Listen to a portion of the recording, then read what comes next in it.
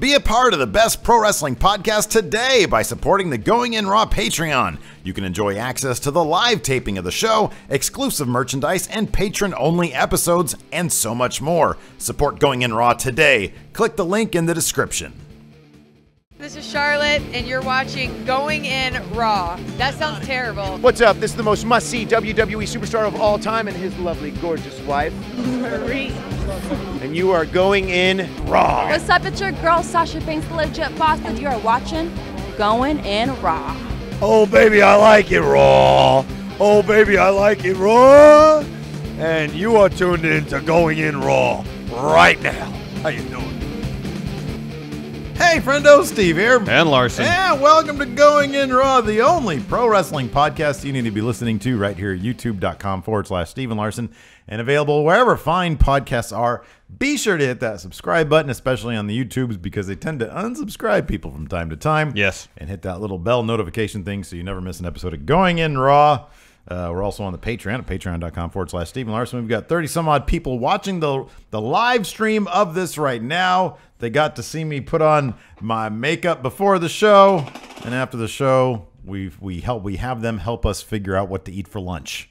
Yes. So you can look for $5, the best value tier. You watch 3 live streams every single week, and you get to vote on what we have for lunch. You get to enjoy the show before anybody else, and you get to influence our dietary, our nutrition. Exactly.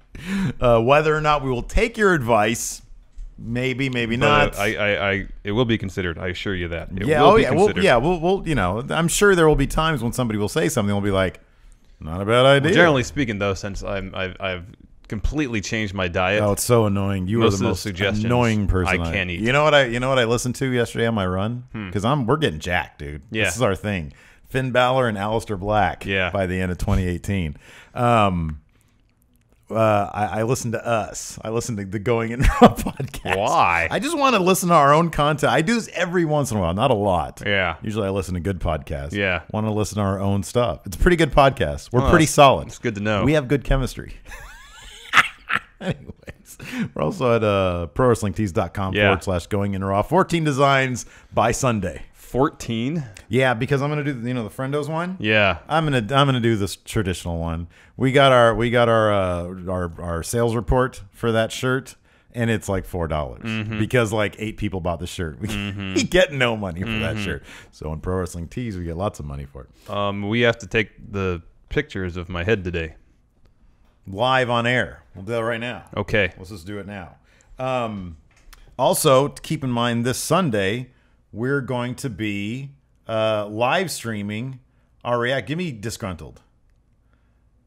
That's more angry. Be annoyed with me, like your normal face, but like you're in a headlock. I needed some reference for the cover of the comic. Okay, annoyed, but also I'm trying to too sweet. uncomfortable. I'm trying to too sweet you while you're in a headlock, and put your eyes over that way. Grit your teeth. Is that your poop face? No. Yeah, so this Sunday, youtube.com/Stephen Larson, we're going to be watching Money in the Bank, and you can be watching us as you watch it on your own TV. But at no point will you be able to watch the actual pay-per-view on our stream. We're not doing that. We're not showing you guys. We're not the WWE Network. I know sometimes that can be confusing to people. Money in the Bank for free. Yeah, we talk a lot about the WWE. a trial subscription. We are not the WWE Network. Anyways, let's talk about, speaking of the WWE Network, we got 2 shows we're going to talk about today exclusively on the WWE Network, although I think 205 Live might be on Hulu. I could be wrong about that. NXT is, or was. Oh, maybe NXT is the thing that's on Hulu. Okay. Yeah, I think so. Anyways, yeah, let's talk about 205 Live first. Fun show. Well, first of all, big news, and 205 Live cracked the top 10. They number 10 for, that's a 50% jump. Huge improvement. Yeah, huge improvement. I'm very impressive. That's on the heels of last week's, or that's because of last week's Neville versus TJP match. Yeah, it is surprising to me that it can jump so drastically based on evidently that. Because Akira Tozawa Brian Kendrick was a very long running feud, and that blow off didn't move numbers. I don't remember that feud getting a ton of time on Raw though. Yeah, that's true. because 2 or 3 weeks ago it was 20 or something like that, right? Yeah. Oh, where was the episode that Sasha was on? Where that rank? What was that, like 18? Oh, okay. It was not. It wasn't a huge jump. It wasn't a huge jump. Okay. I want to see. Yeah, I think it was 18. It was not a huge jump at all. Right. So I thought it was. I honestly thought I was dead in the water. I'm kind of torn on that because you and I, like, we're both of the opinion that it desperately needs a change away from the way they shoot it. Yes. After SmackDown, the crowd is dead. This, the main event for this one. What was the main event for this? It was. Akira Tozawa versus TJP. Fantastic match. A fantastic wrestling match. There was a really, really cool story being told at TJP. Yeah. And there was at least one guy trying to start a CM Punk chant. Oh, I know. Crowd started chanting Corey Graves at one point. Even Corey Graves, this was kind of interesting. I didn't watch it, but I read about it after the fact. Mentioned on Bring It to the Table that 205 Live could be the best wrestling hour on television if they let the guys do what they want, what they can do.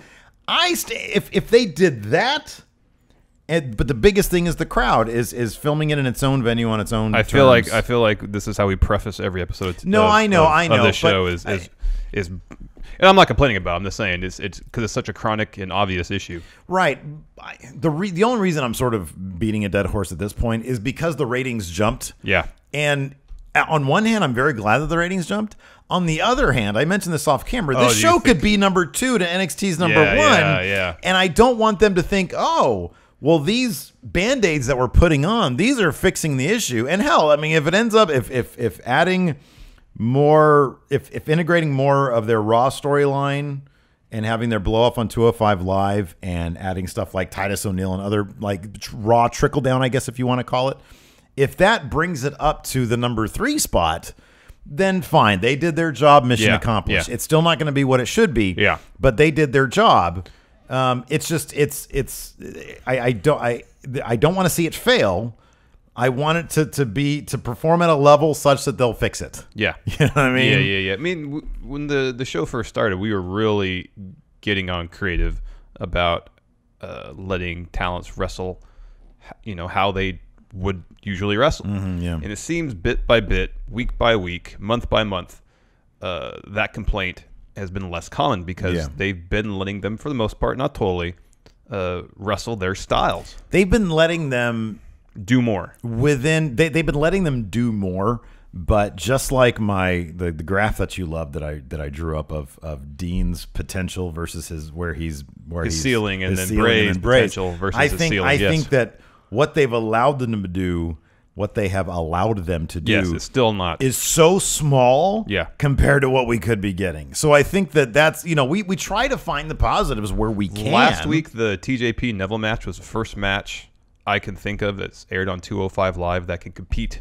with the best matches from the Cruiserweight Classic. Yeah, no, I agree with that. And that's been the only one. Yeah, no, I agree with that totally. I thought Tozawa, Brian Kendrick.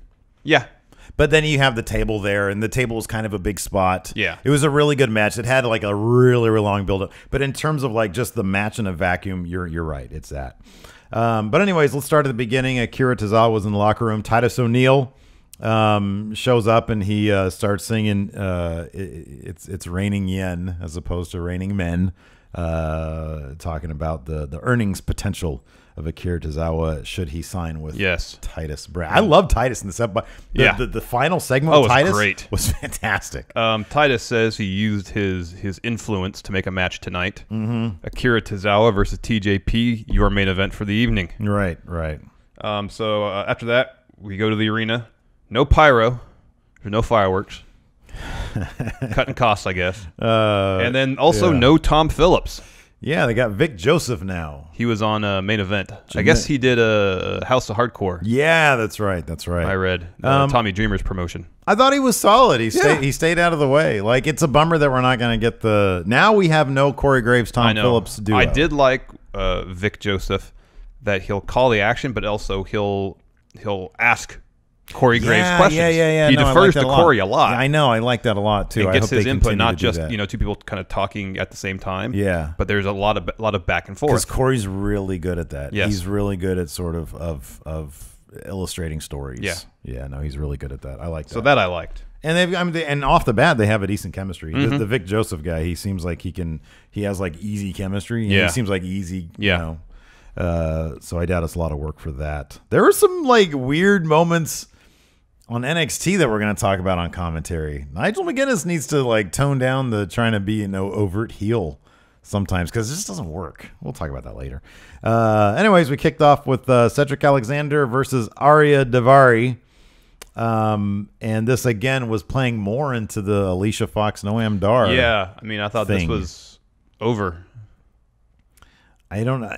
Sometimes I get like the hang up. So this is the thing. Is that a symbolic action? Was that the blow off? Was hanging up on Alicia Fox the blow off? Maybe. It felt like they were acting like it's a blow off, but I don't think it is. Well, I hope it is. Me too. But I also think that they're just sort of biding their time with Cedric Alexander. Yeah, I think so too. Till probably Brian Kendrick. I would think maybe Brian Kendrick. But anyways, I mean, it was a fine match. It was a decent enough match. Noam Dar, like, right before the finish, starts walking to ringside. He's got Alicia Fox on FaceTime, which is a funny visual. Yeah, it is. Like her up on the screen on the Titantron is a funny visual, and she is really funny. Anyways, Cedric knocks Noam Dar off the apron. Davari tried to take advantage of that, right? Yeah. Didn't work. Work. Cedric hits the lumbar check for the win. Yeah. And then Dar, his phone got left in the ring. Cedric picked it up. And was acting like he couldn't hear Alicia Fox, and then hung up on her. Yeah, after kind of a big build-up, he hung up on her, and everybody cheered. That was like the big thing. So, yeah. I don't know. Decent one. I mean, I know they're trying to get the crowd into it with some comedy, I guess, but, I think it's dead in the water. Austin Aries came down to a good reaction. Of course, a lot of questions about him after he, lost. Tapped out pretty quickly to Neville.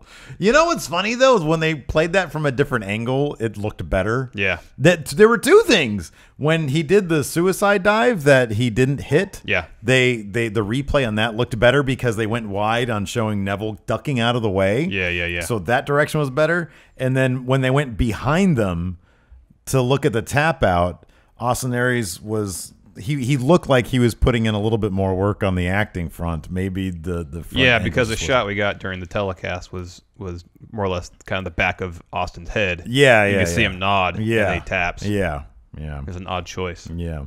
Anyways, he said based on various injuries that he's not medically cleared to compete yet, so apparently he's taking a break. Do we know if this is storyline or real? Is he? I don't know. I think he might be taking a break because I know he's got that book out. Maybe he's going to go promote the book. Could be. I don't know. But I haven't heard anything about like any real actual I haven't injuries. But anyways, so he started talking about taking a break, and then he was interrupted by Tony Nese, and you had brought this up to me about his entrance attire. It's not good. No, it's not. But I see the point of it. It's to illustrate how great his abs are. No, I know.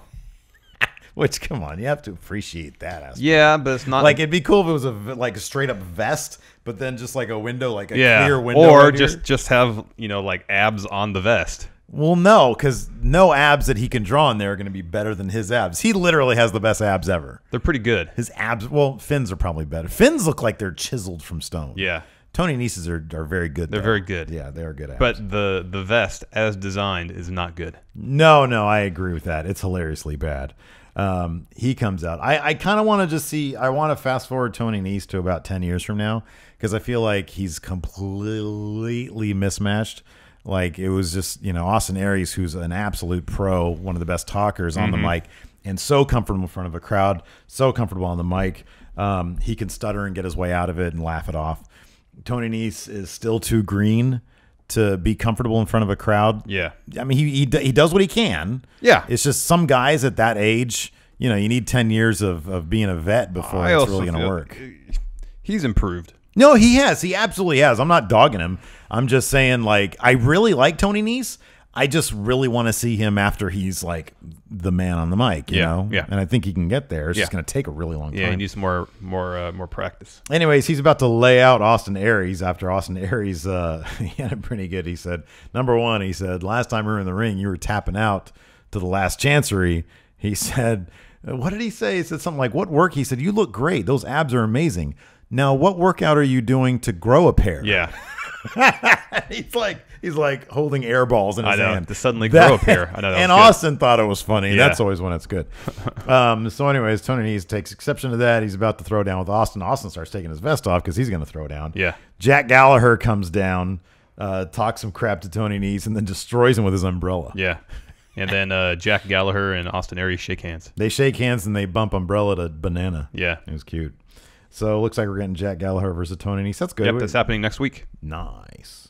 Next up, we had TJP This was backstage. great. I like this a lot. This was fantastic. Rich Swann sort of addressing the angel and the devil on TJP's shoulders. Setting up the main event, which continued that story. Right, exactly. So it's, we're sort of at a point with TJP, and it makes me wonder where the writers are going to go with this, if they have a solid plan or if they're just playing this by ear. But, Rich Swann essentially saying you've been taking the easy way out. Basically, you've been a bad guy. You need to go back to being a good guy. Yeah, he says, how you've been wrestling. That's TJP. You need to go back to being TJ Perkins. Right, exactly. And Rich Swann was really, really good. Yeah, he was. He was fantastic. Yeah, there was no trying to be cutesy with like quips or anything like that. It was a real heart to heart. Yeah. I would love to have a heart to heart from Rich Swann. Yeah. He comes up to me, hey Steve, you're doing really good. I'm gonna go talk to that pile of crap Larson over there. Whoa, Richard, bring it down a notch. I know Larson's not like at the Steve level, but he's doing his thing. It's okay. At the Larson level, that's pretty good. It is a good level, buddy. Let's see here. Next, we had Mustafa Ali video package, which was interrupted by a Drew Gulak promo. Yeah, it was great. It was pretty funny. I love it. Have you seen Drew Gulak's Twitter avatar? His No, image? It's him holding a baby. With but like a political thing. Yeah, no, I got that. He's like in the suit. He's got the tree in the background. I love Drew Gulak so much. Funny. I love him. I like this feud. It's good feud. No, this is good stuff. This is all that happened between these two. Yeah. This is all we needed though this week. This is good because you can't do everything every week. Exactly. Here it is. Hold on, I'm gonna get to it. It's the WWE flag behind him. Look at that. Wow. That's fantastic. That's so pretty good. funny. He's all in on that, dude. So that brings us to our main event, Akira Tozawa versus TJP. There was this great story in this match where TJP started out trying to be TJ Perkins. There was this moment where they were going back and forth, and at the end of which they shook hands. Yeah, sportsmanship. Yeah. And then as he was fighting the dark side because Yes. there was that, and then there was the moment where the ref has you back off, and these days everybody either does something villainous or they back up or they taunt them, and he had to it was all over his face. It was good. It was a good performance. He backed off and he didn't do it. He didn't go there. But then by the end of the match, he was TJP again. Yeah, totally.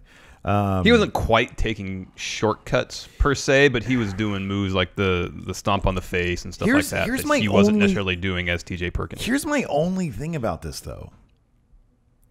He needed to be vindicated. He needed vindication for being a heel, and he lost here. And I feel like if they had done this with somebody who can eat a loss, because Tozawa is not going to eat a loss now. He's rocketing to the moon. Yes. This would have worked better, I feel, to further, he wants to be good. Yeah.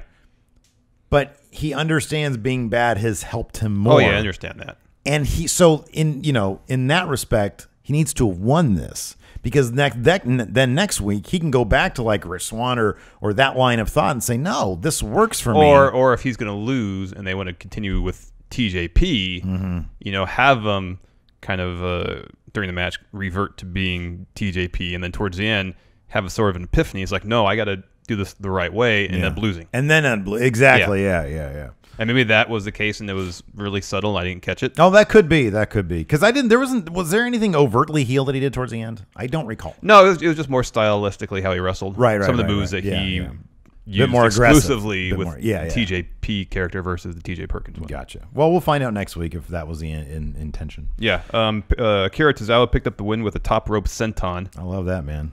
Looks like it hurts. Yeah, I kind of missed the snap German suplex, though. Oh, I know. I like that, too. I like that a lot.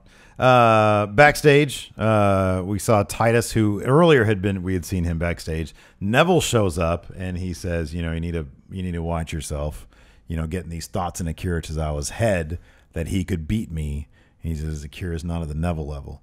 And Titus got serious. I know. He got serious with him, and it said, the guy that I'm looking at on the monitor right there, that's the future of 205 Live, and he stomps off. It was great. It was really, really. It was great. It's not like Jinder right now. The Maharaja. I thought that it was a really, really effective way to end 205 Live, and I love that Titus. I like they're gonna take Titus Brand kind of seriously. I know. I love that. That's I do good. too. That's what they should do. I know. Yeah, that's good stuff, man. It'd be great when you start having Isn't it? It's crazy. Like, press conferences and there'd be more than one person there. I know. Like the Titus Brand thing, which they've been trying to, very half-heartedly. Like I feel like only Titus has been trying to get this off the ground. I know. But now they're gonna kind of run with it. And I'm glad he didn't get punished for that stupid picture. That I know. That's heartening to see. I know.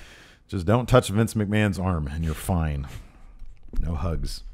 And then Neville was left stewing at the end of 205 Live. So another strong episode. Yeah, it was really enjoyable. Yeah.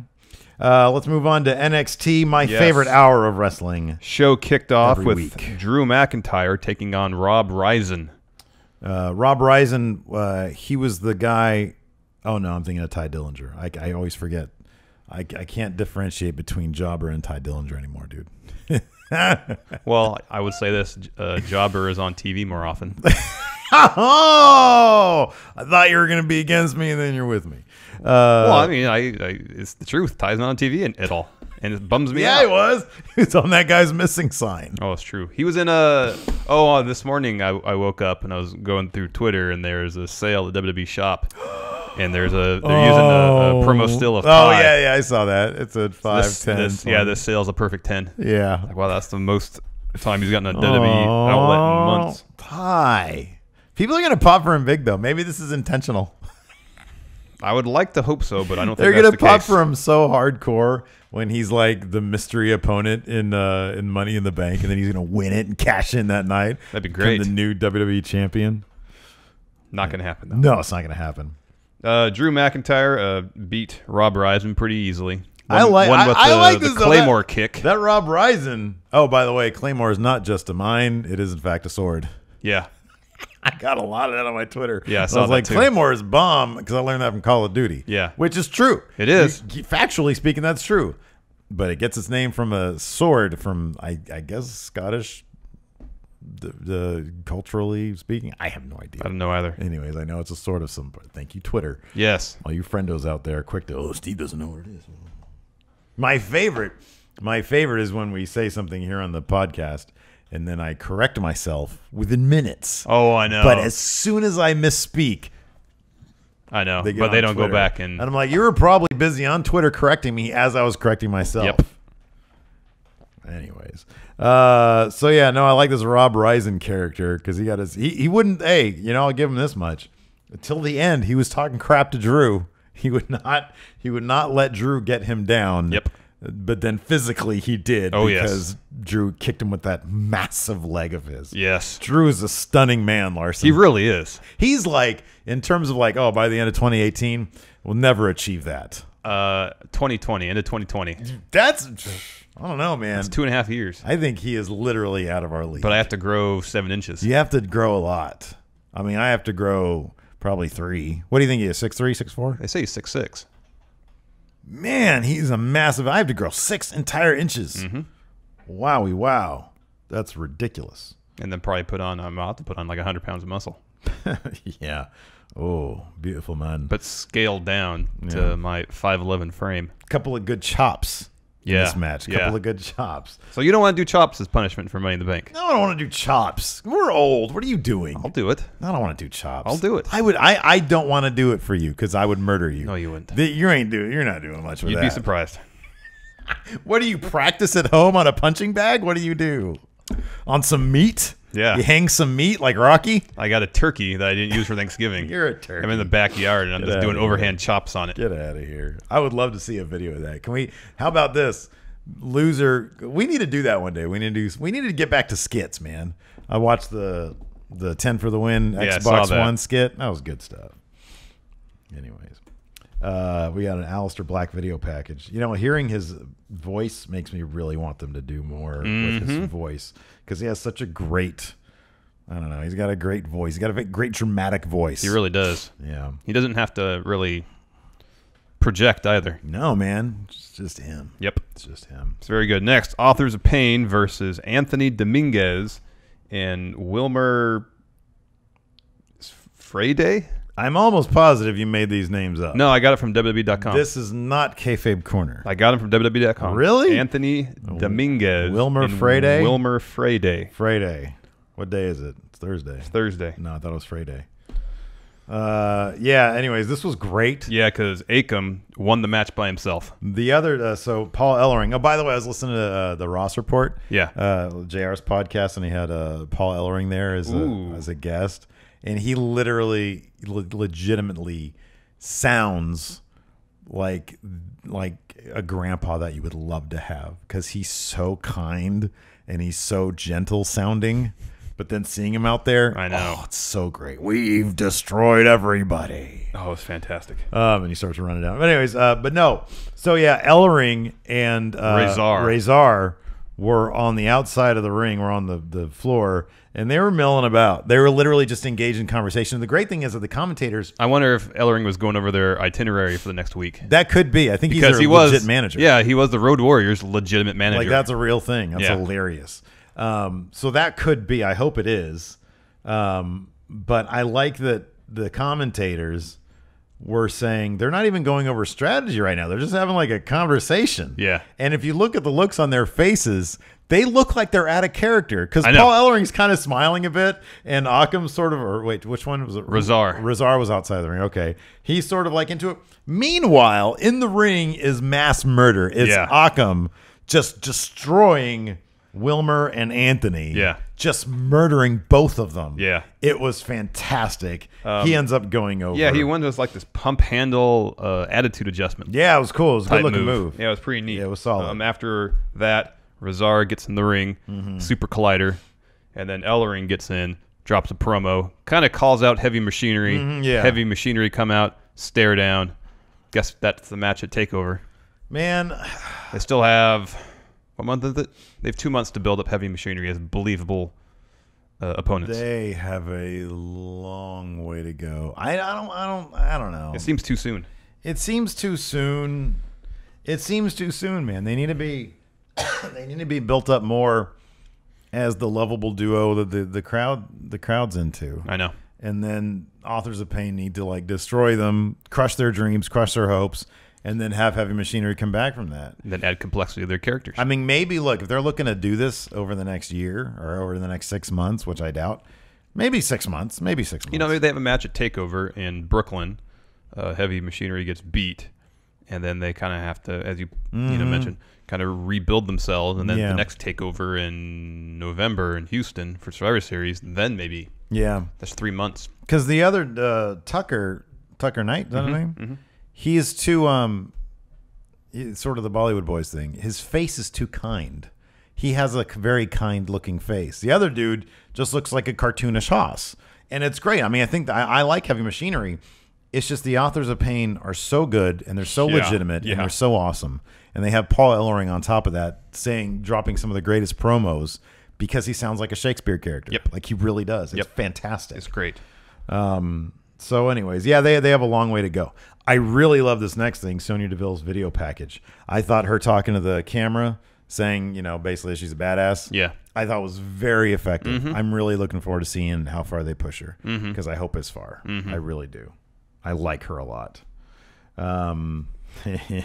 Next up, we had the Velveteen Dream versus Raul Mendoza. Yeah.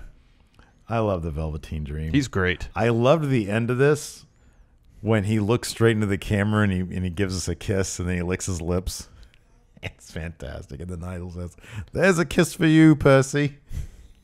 But then at one point, like Nigel said, like Percy said something like, "Forget about the purple. He's gonna dole out some black and blue, or he's gonna beat you black and blue," which is a great line. Yeah. And then Nigel comes back with something like, "It's purple and blue. It shows you're colorblind and dumb, Percy." And I was like, that was out of nowhere. Like, that's kind of rude. I think Nigel is weakest when he's like trying to be a heel. Like, it's fine to side with the heel and to show that point of view, the devil's advocate, if you will. but like trying to like awkwardly run down your other guy when there's no impetus for it. Like it's not like Todd Phillips and Corey Graves, where you know for a fact that they're friends and it's like friendly banter. Yeah. You know, like when you and I get mad at each other, if I start running you down, like it's not a thing. This, I feel like they're too new to do that. It's like, why are you saying that? So I don't know. And the thing is, I love Nigel McGuinness, and I'm really liking Percy Watson these days. He's come a long way in a short time. He really has. I really like his stuff. Let's see here. The Velveteen Dream won with a top rope elbow drop. He gets really high on that thing. Yeah, he does. But I like his work. I think he's good. He does the kiss lips. Is great. He starts laughing. He's good. You can tell that dude is a little off. Like he's a unique fella. You can tell that there's something going on up there. Yeah. That's a little different than others. And I think it's great. It's probably a creative dude. Do you follow him on Twitter? Yeah, I do, and he's great. Yeah. I mean, the dude came out wearing Trump stuff like before he did this Velveteen Dreams. That's hilarious. That, I mean, it's a guy who wants to push some envelopes. That's fantastic. Let's see here. Then we had I like this Cassius Ohno interview. I can listen to this guy talk all day. If for no other reason than I got the phrase, he got beat, but he needs to build a bridge and get over it. Yeah. Oh man. Of course, talking about Hideo Itami. And then he said, but you know what? I'm here for me. I want to prove myself. And so I went to Regal. And next week, I'm going to get murdered by Aleister Black. This will be a good match. This is going to be a fun match. They were tag team partners in PWG. Oh. So this will be good. This will be really good. Oh, this is going to be really good. This will be Aleister Black's first real test. Yeah, I know. But he is going to murder him with a black mass. Yeah. At the end, yes. I kind of wonder, though, what is Chris Hero's role in NXT? Is he jobber to the stars? Is he, at this point, I'm kind of wondering if he's kind of like part-time trainer, part-time wrestler. Yeah, I don't know. I do not know. Like we've said, he can be placed in any situation and succeed. Maybe it's a situation now where they have plans for the next 6 to 8 months. And then once those plans, play themselves out, then maybe he'll get into something long-term. Yeah, I don't know. I mean, like you said, it all depends on what their actual plans are for him, why they brought him in the first place. A high-profile guy who can put on, he can carry great matches. It's good on the mic, great on the mic. Great on the mic. He can fulfill any number of roles. You don't need him in a high-profile title situation. Oh, I know. The crowd's going to love him no matter what. You give him enough wins to keep him viable to do things like lose to Aleister Black in really good matches. And that's good for a year. And then, who knows? I guess the sky's the limit. I would think, and this is the cynical part of me that just sort of knows the WWE, that if the WWE, number one, I would think that him and WWE would have gone over. I would think so. Yes. At least what their sort of idea of what they want from him. Short-term plan would be. Excuse me. But I wonder if they've said, hey, you know what? Do this stuff in a year. I wonder if they've addressed the weight thing at all. I don't know. Because it looks like he's lost a little bit. Yeah, maybe. Whether or not he cares or not, whether or not he's, hey, if I lose weight and you guys want to use me more to a bigger degree, cool. It's not like a huge priority for me. Yeah. So whatever you want from me, I'll go ahead and do because I'm happy to be here. It'd be hard to believe that he wouldn't have at least one run with the NXT title. I know. Kind of, a little bit. But that's kind of, that's prized territory right now, that title. Yeah, and there's a lot of talent in the top of the card. A lot of talent, man. A lot of talent. Then we got an Ember Moon video package. I like this. They showed the last week's thing with the Iconics video. I love those girls. They're so great. Next week I think is we're gonna get Ember Moon versus Peyton Royce. Yeah, and I love Peyton Royce. She's fantastic. Oh, she's great. She's so good. Then we had our main event, which is Asuka versus Ruby Riot versus Nicky Cross. This was interesting. A triple threat elimination match for the NXT Women's Title. And this to me showed why I feel Nicky Cross should be the one to take it off of Asuka. I love Nicky Cross. I think she's fantastic. Oh, she's great. And I think that the crazy that went down in this match would be a good story to get that title off of Asuka. But I don't think it's going to be the plan. No. So anyways, this was, this match, this was like a 20-minute match. Yeah, they gave it a good amount of time. And then like the finish, which ran an extra like 5 minutes. Oh yeah, them brawling backstage. Yeah, they went a while with that. Yeah. So Ruby Riot was the first one. It was an elimination match. She Yes. was eliminated after a lot of just sort of clustery stuff going on. So wait, what is this? Oh yeah, that was kind of cool. Nicky Cross hits her spinning neck breaker on Asuka, and then Asuka just rolls out of the ring. And the whole time Nicky Cross is yelling at her like, no, no, no, no. Okay, let me ask you something. Did they mess with some of the shots in this What do you mean? to make them look? Maybe I could be completely wrong. There were 2 shots where Nicky Cross crawled on all fours across the ring. Yeah. Maybe it was my internet, but Could I be. didn't notice it at any other point. Did it look sped up? It looked fast. It looked like when you chop frames, Yeah. or just sped up by like 2%. It looked weirdly fast. It looked oddly fast. I didn't notice anything. Okay, all right. Maybe it was just It'd me be tripping. interesting for your internet to become choppy at that point. Exactly at that moment. It looked And it happened more than weirdly- once. It looked weirdly fast, like in two parts. In two parts that I was like, oh, that's kind of interesting if they did that stylistically, you know? It just kind of come out of nowhere. Yeah, because it kind of worked both times I noticed it. Yeah. I don't know. Maybe it was just me. Maybe it was my internet. But that was kind of interesting.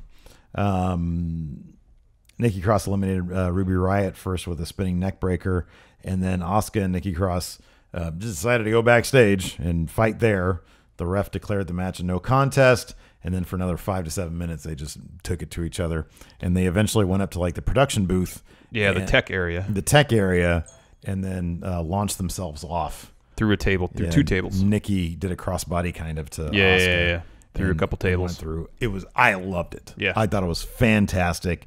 I think I don't think Nicky Cross is going to take the belt off of Asuka, but this is a great feud in the meantime. Yes. This is fantastic in the meantime while you build back up Ember Moon from where she's at. If she's going to be the one to take it off her. Yes. So, yeah, that was good. Yeah, fun shows. Let's go to questions. Yes, you're going to have to read them because my laptop battery died. I forgot to plug it in before we started. All right. Or we can take a quick break and I can plug it in. Nemo, the Universal Kidney Punching Champion, says, my question today is, why do you think more wrestlers are using strikes as finishers more than grapple moves? Well, he says more than grapples. Like grapples is in like submission moves, you think he means? Because I know there's a lot of like knees and drop kicks and boots as finishers these days. I think the reason for that is 1, MMA. Yeah, that's true. And 2 is because they're quicker and can come out of nowhere. Yeah. I think that's why. Yeah. I mean, as much as I love a good powerbomb finisher, watching In Your House and seeing Sid take forever to gently lay his opponent down with a powerbomb, I could understand why a discus 5-arm would be more exciting. Right. Dom the Man Hilberg says WrestleMania is 10, 20, and 30 all had main events where a smaller, technical-based fan favorite that no one thought would win the big one walks away with the title. Who is doing it at WrestleMania 40? So 10 would be Brett. 20 was Benoit. Oh, yeah. And 30 is Daniel Bryan. So 40. What we next year? Be 34. We have 6 years left. How old is Kenny Omega? 31, 32? Yeah, something like that. He'll be late 30s. That's probably too old. He's not really all that small. I mean, compared to Brock Lesnar, he is. Well, yeah. I think he's. Everybody compared. I think he's Brock about Lesnar 6 besides- feet tall and maybe 215 pounds. Kenny's only 6 feet. I think so. so. He'd be like 6'1". Maybe 6'1". In my mind, there's a big difference between 6 feet and 6'1". Oh, 6 he's feet. 6 feet. Wow, he's only 202. Interesting. So I'm trying to think of somebody that's on the independent ranks right now, but still. Oh, Adam Cole. Adam Cole, well, I guess, yeah, Chris Benoit, okay. Adam Bret Cole's- Hart, okay. Adam Cole's 6 foot. It's going 220 to take pounds. 6 years for Adam Cole to win the WWF title. Yeah, he's gonna be in NXT for a couple of years. A couple of years? Yeah. You're crazy. He's not going to be there more than 12 months. I mean, if he's gonna follow Finn Balor formula, he's gonna be there for about a couple of years. Finn Balor's not there a couple of years. Close to that. 18 months. Well, yeah. If you take injuries out of the equation, it was like 12. He was gone for like a couple months for injuries. Was he? Yeah. Oh, I don't remember that. Remember he rolled his ankle or some shit? Oh, yeah. Yeah. That coup de grace, man. It's not good. Yeah. Let's see here. Adam Cole, that's my answer. You got something better? Yeah, man. Leo Rush. Okay. He's tiny. Let's see here. Larson's personal beard trimmer, Joaquin Cardenas. We're a ways off from Survivor Series, but I've been thinking if there was a WWE versus NXT Survivor Series match, what would be your dream team for NXT and WWE? Well, I'm going to assume that this is going to be kind of a gimmicky match, so we're not going to have like big main eventers on the WWE side at least. Who would be a 5-man NXT and a 5-man? This is what I'd want, and I know it runs kind of counter to what you're saying, but I want the WWE team to consist of NXT alumni. Oh, so interesting. Let's do the Revival. That's 2. Ty. It's 3. Well, I mean, if you don't want a main eventer or somebody who's ever on You just said. Yeah, I know. No, I know. I'm saying I'm going along my rules here. If you don't want a main eventer, Yes, then that's why I'm doing it. Ty is Otherwise, it'd be Finn, Kevin Owens, Sami Zayn, Shinsuke Nakamura, Samoa Joe. Well, you can get Seth in there too. That'd be great. Team NXT. Bobby Roode, Roderick Strong, and Aleister Black, Akman Razor. Okay, that's good. Very good. Who's betting against that team? Not I know. Me. Especially against Ty Dillinger. Steel City champion Benny Yinzer. Hey, friendos, what are your power rankings for the woman you think will take the title off Asuka? Oh, good question. Power rankings. Oh. 1, Ember Moon. 2, Nicky Cross.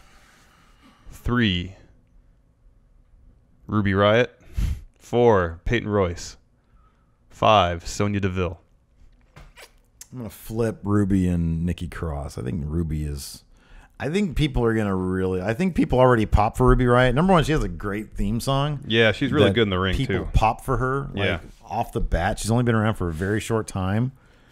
I think that she's... I'll be honest. I think her and Ember Moon are even Steven. All right. Right now. All right. Nah, that's not true. Connor, say yeah. Say yeah. Oh, Farrell, can you do a power ranking? Okay, power rank. Cool. Who Power will ranking. get booked strongest on the main roster between the names listed here? Drew McIntyre, Aleister Black, Roddy Strong, Bobby Roode, and Kashi Sono. Okay, man. Okay, so those first 2 names, who's going to be booked stronger on main roster? If these competitors being brought up today, I would say Bobby, Aleister, Drew, Roderick Strong, and Cassius Ohno. See, I'd put... I'll be honest, man, and this isn't my own personal bias, but if you look at the matches he's had, side by side, Drew McIntyre versus Jobber and Aleister Black versus Jobber. I know. Aleister Black has taken care of those. That's why I said Aleister is 2 behind Bobby Roode. No, I know, no, and that's not bad. I'm just saying Aleister. Well, he hasn't had any real matches. Exactly. Bobby Roode beat Shinsuke Nakamura twice. Yeah. All Ask right. again in 3 months, and it might change. We might flop Aleister and Bobby Roode. All right, you win. Who's 4 and 5? Roddy and then Cassius, or Cassius then Roddy? Roddy. Roddy then Cassius. Yeah. Gotcha. The Nightcrawler. Hey, friendos, do you think WWE and its in-ring product would benefit from giving their matches some time instead of just having 2 to 5 minutes for most matches that aren't the main event? No, I don't think that's. I kind of disagree with the premise. Like SmackDown has a lot of matches that let them breathe. The 8-man tag match open SmackDown this week was 20 minutes at least. Yeah, it was a long match. I mean, I think that that's the one thing that I think SmackDown does better than Raw is most of their matches they kind of give them a big match feel. Like they try their best to really make those matches matter. Whereas Raw, they've got some more throwaway matches happening there. So I do kind of agree that they need to make their matches matter more. Yeah. Cesaro's Jimmy Olsen, Lisandro Carranza. Hey, Steven Larson. So I finally got around to seeing Best of the Super Junior final between Kushida and Will Ospreay. Still need to watch that. And it got me around thinking how good some matches with the cruiserweights would be. So I want you guys to book a super pay-per-view between the New Japan Juniors and the WWE Cruiserweights. Give it a title, book 2 singles dream matches, 3 championship matches. for junior heavyweight, tag team titles, cruiserweight title, and junior heavyweight title. So 5 matches. What are we going to call it first? What's the title? The Super needs to be in it. Yes. Super. I feel like World has to be in it too. Best of the World's best of the Super. No, wait. No. You got it wrong. What? Best of the Super. Best of the World's Super Juniors. Live. Best of the World's Super Juniors live. Dream matches. Oh, man. Dream matches. Okay. Who's Neville going to fight? Ricochet. No, man. Give me Neville versus Kushida. Okay. Ricochet should fight Finn Balor. He was a junior in Japan. Yeah, but he's not going to be part of this. 205 Live roster. Come on, give them props. This is a 205 Live recap. Ricochet, although I'd love to see Ricochet versus Finn Balor. Ricochet versus, who's like the most athletic guy? Who's the fastest guy? I'd say Ricochet versus TJP. I'll take that match. That'd be good. They probably have wrestled before. I imagine they have, probably a lot. Will Ospreay versus Cedric Alexander. Man, Will Ospreay's so good. Yeah, he is. Oh, yeah, versus Cedric. That's a good one. So we get Kushida against Neville. Yeah. Title versus title. Yeah. And so we need junior heavyweight tag champs for the Young Bucks. Oh. Versus Tozawa. Oh. And who should his partner be? Grand Metalik. Okay. Yeah. I don't know. I heard good things about Grand Metalik. He was really good in the classic. Yeah. He just hasn't been on TV very much. Let them do what they can do. Yes, please. Evil Steve, hey friendos. Ono and Black should be a great clash of former tag team partners. That match announcement put me in the mindset to ask this. What other clash of former tag partners were you most excited for? Hogan versus Randy Savage. That's good. That's a good answer. I know, but I wasn't watching back then, so it's kind of a lie. I like the Triple H Shawn Michaels rivalry back in the day. That was like a freaking epic one. Trying to think of a more recent thing. Enzo versus Cass. Yeah, that's gonna happen. It's gonna happen. Gonna happen. Undertaker versus Kane. That happened a lot. Shawn Michaels versus Marty Jannetty. Hamza Halal. Do you remember how a couple months ago we all hated on the Fashion Police and called them jobbers, and just like that, they've turned them around, and now they're the hottest act on SmackDown? Do you think wrestling fans should stay quiet and just trust in Vince and WWE Creative to give us a good product? Shut up, everybody. Shut your mouths. I know what I'm doing. Hey, we've been on the Fashion Police. Yeah, you can't say we were not hating on the Fashion Police. We were like their lone fans. I felt like for a while. We just thought it was. We thought the scenario where Vince would call in Tyler Breeze and Fandango. You're the Fashion Police, and he's like, "I've got a new serious angle for you two. I think it'll go over great. You're Fashion Police." But also, we both, especially Chet Chitterfield. Oh yeah. And Tyler Breeze. We love both the Banker and Chet Chitterfield. Especially after the Southpaw Wrestling thing came out. Looking like $1 million sombrero. Looks like $1 million. He said, just want to know where your intro came from. It's so synonymous with you in my brain, and I wondered about its origins. Cheers, friendos. It just started when we were doing 10 for Win. I think like the 4th or 5th episode. We did that, and then we just started doing it from there on out. Was it the 4th or 5th episode? It wasn't the first. Like the second. No, I know it wasn't the first. I thought it was like the. I think it took a couple. It took a couple, really, because I remember the first one. Like I was using like, I don't know, it was weird. But I swear, like as of the second one, I thought we only did one where it was like not what we usually do. I don't know. I feel like it took more than two for us to really. What was the second 10? The first one we did was, of course, Alien vs. Predator. I don't remember what the second one was. Really? No. It wasn't the. It might have been the Battlefield Bad Company ones. Might have been. Or was that just the most memorable, and that was like the 5th one? Could be. Yeah, I don't know. I'd have to look into it. Man, we've done a lot of those. I'm not a historian on 10 for the Win for some reason. Yeah, no, we just started doing it. It just sounded right, so we did it, and then we made a joke about it. Yep.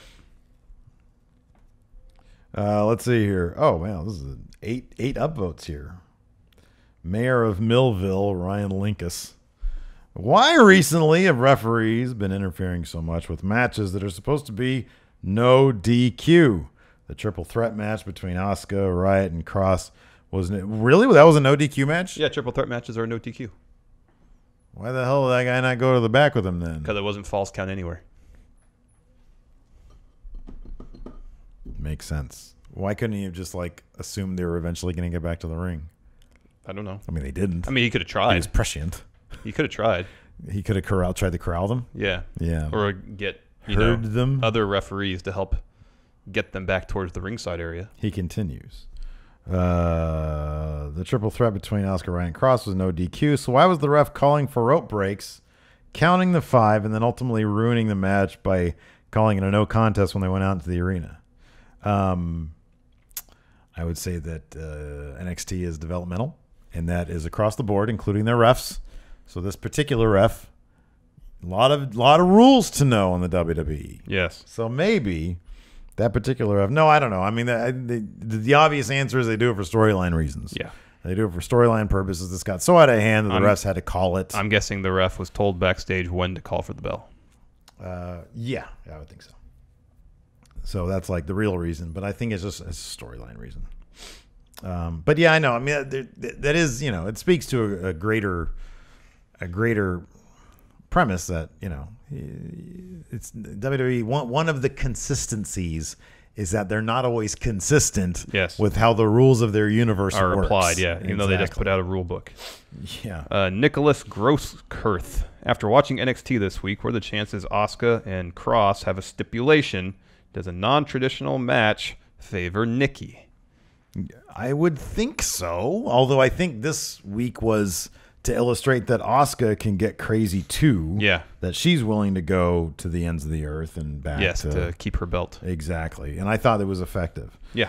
Yeah, but wouldn't be surprised if there's some sort of false count anywhere match.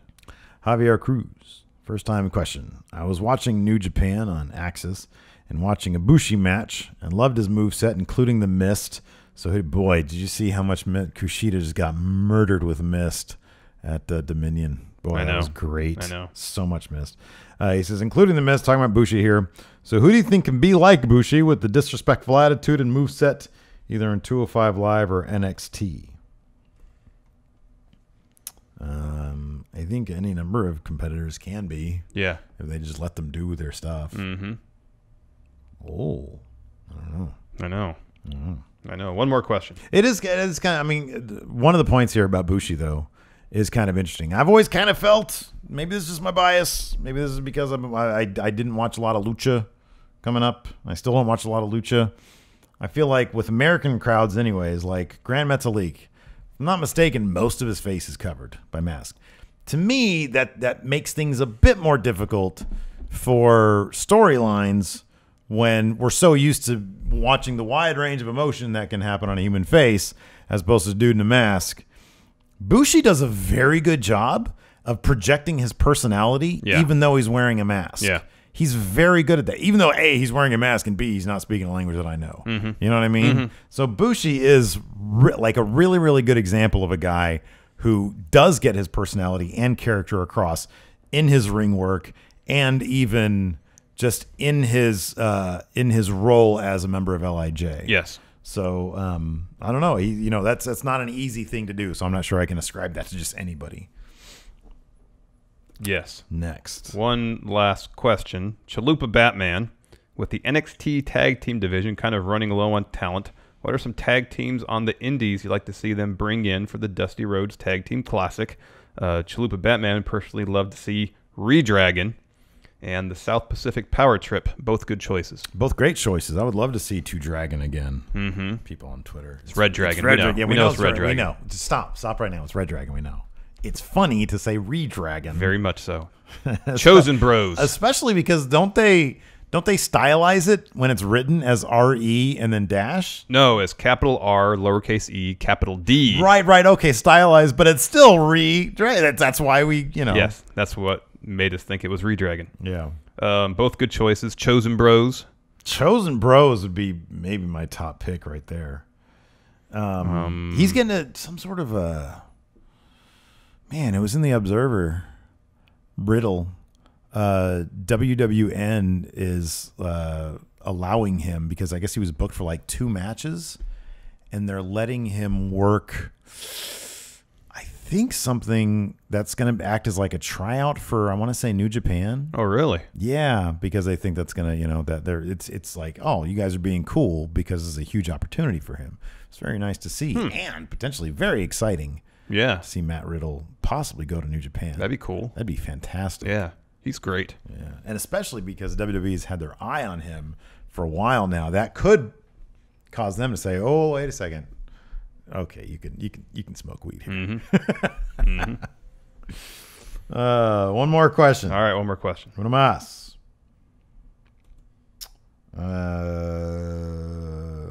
Okay, here we go. That was a good question. As good as any of them. The Elite Rainmaker. So I was wondering, after seeing another McIntyre squash match, I would like to see him start up a meaningful feud soon. I like him and everything, but I'm starting to get that sense of he needs something meaningful. So who would you two like to see him feud with? Who do you want to see? Drew, he says McIntyre versus Aleister Black. I don't want to see that, because then somebody has to lose. Yes. Who would you want to see Drew McIntyre feud with? Who's number 2 heel behind Bobby Roode? I mean, at this point, maybe Hideo. Yeah. But I still feel like Hideo, they need to like really heal him up, because he's just like still angry over the title loss. So like he's still got this feud with Ono, and then maybe him and Roderick Strong would be a good feud. Hideo Itami. Oh. I was gonna say Drew McIntyre versus Roderick Strong. I know they're both faces. I get that, but they could, with those two, who seem to be very different characters. Yeah. They could probably put on some kind of interesting matches. What about Drew and Eric Young? Oh, that could be good. I forgot about Eric Young. Yeah. Ooh. What about Drew versus Damo? Yeah, that'd be good too. That'd be kind of cool. A couple of brutes. Where's Damo from? Is he Ireland? Oh, Ireland. Oh, wow. Irish versus Scottish. Yep. I don't know if there's a thing there. Anyway, is that it for the show? That's it. Nice. All right, cool. Anyways, want to say thanks for tuning in, everybody. And until next time, we'll talk to you guys later. Bye.